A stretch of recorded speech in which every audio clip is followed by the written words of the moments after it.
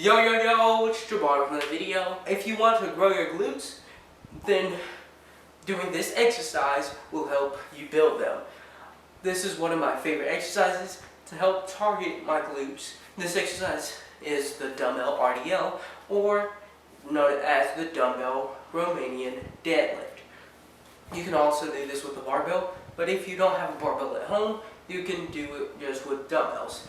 This exercise also strengthens your hamstrings, and you'll feel your hamstrings getting a stretch when doing this exercise. You're going to need 2 dumbbells, then holding one in each hand.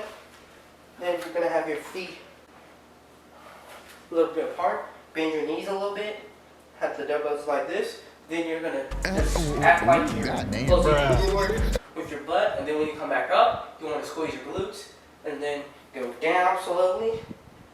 You're going to feel that stretch in your hamstrings. Then you're going to go up and squeeze your glutes to activate your glutes, and not just your hamstrings.